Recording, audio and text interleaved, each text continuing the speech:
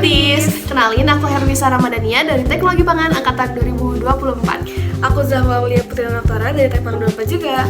Nah, kali ini kita bakal ngobrol singkat nih terkait bahan pangan yang mempunyai senyawa alergen. Pasti kalian pernah dengar tentang orang yang nggak bisa makan udang, susu, terus ada telur karena alergi. Nah, sebenarnya apa sih alergi makanan itu?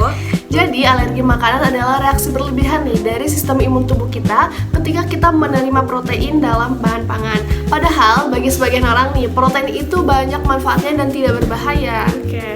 Jadi, ketika seseorang itu mengonsumsi bahan pangan yang mengandung alergen, tubuh itu akan menganggap bahan pangan tersebut sebagai ancaman dan akan memberikan respon pertahanan. Betul banget, jadi pada respon tersebut itu akan melibatkan senyawa antibodi yang namanya IgE.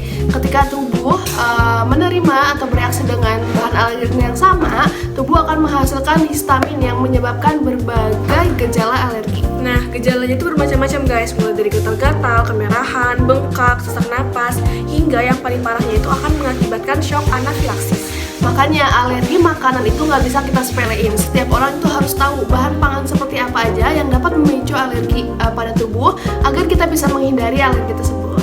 Terus makanan apa sih nih yang sering dianggap sebagai penyebab alergi ini? Nah, contohnya pada bahan pangan susu sapi, telur, ikan, seafood seperti udang dan kerang, pada kacang-kacangan dan juga kedelai. Nah, menariknya guys, setiap bahan pangan itu punya protein alergen yang berbeda-beda. Seperti pada kerang dan udang itu terdapat protein tropomyosin, sedangkan di ikan itu ada protein parmabulmin yang sering menjadi penyebab si alergi ini. Nah, kita nih sebagai mahasiswa teknologi pangan perlu tahu dan memahami bagaimana kita mendeteksi alergen pada bahan pangan agar produk yang kita hasilkan itu aman buat konsumen. Nah, ada beberapa metode yang dapat dilakukan. Itu yang pertama ada immunoblotting, yang mana metode ini digunakan untuk mengetahui ada tidaknya alergen pada bahan pangan menggunakan metode kualitatif. Nah, sedangkan untuk mengetahui jumlah alergen yang terkandung pada bahan pangan, biasanya kita menggunakan metode ELISA yang bekerja berdasarkan reaksi spesifik antara antigen dan antibodi.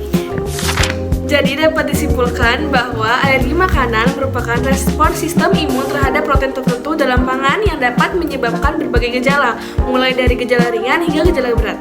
Makanya informasi alergi pada pengemasan dan juga pengujian alergen itu sangat penting nih buat melindungi konsumen yang mempunyai riwayat penyakit alergi. Nah, mungkin itu aja nih saya ngobrol singkat kita pada kali ini. Terima kasih sudah mendengarkan. Bye-bye!